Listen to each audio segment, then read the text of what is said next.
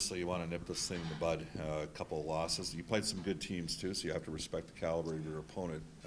This is an underrated team that maybe your guys don't know a lot about, but this is going to be a challenge. This team works hard. Exactly the message that will be delivered. It's probably a team that we don't know a lot about.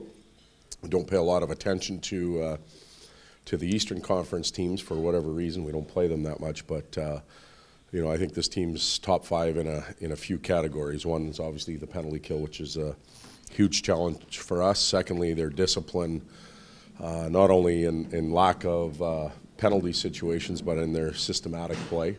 And third, in work ethic. I think they'd be one of the top five teams in the league. So that'll be a story that I will share with the players before the game tonight.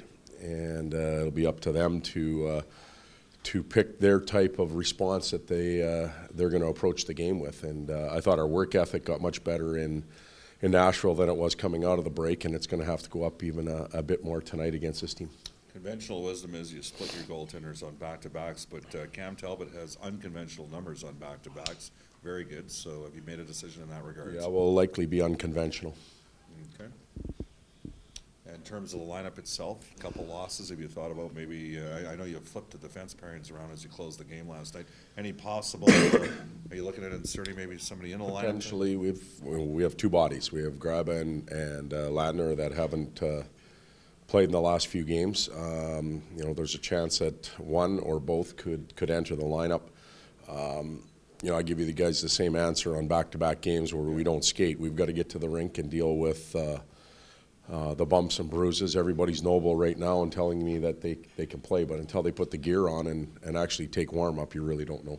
You've gone several games now with the same D pairings. You didn't close that way last night. Were you just looking for a little bit of a spark, a little bit of a shake-up, or did you think there was a little bit of a drop-off there in terms of what you were getting? Well, I arguably our best pair has been Sekera and Russell for most of the year. With Larson and Klepp being right there with them, and Rusty and Reggie have had a little bit of struggle over the last little bit. So we're anticipating them coming out of it and get themselves going again. We prefer to keep pairs as tight as possible for the whole season if we could. It doesn't always work that way. We're more apt to flip the forward lines around, but again, we'll see. Some of it will be based on health. What did you think of Drake Kajula last night? Much better. Much better. He was aggressive. I think he had 5 shots on goal. He was very good on the penalty kill.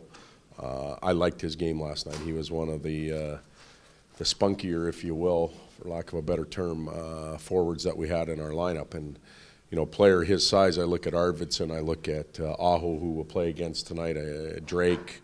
We've got a couple smallish forwards that need to play that way more often. We're in playoff season right now. We're not waiting until April.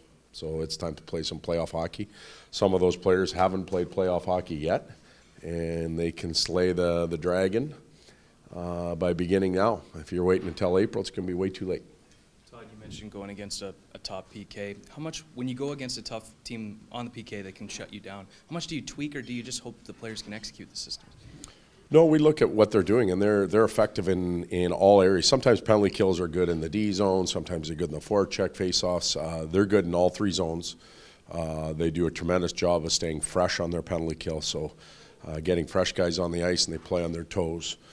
So we'll look at trying to do a few things, but again, trust me, there's been 29 other teams that come in here, and they're bound and determined to solve it. And yet they've only given up 15 all year. And the other thing they do a real good job of is not overworking their penalty killers.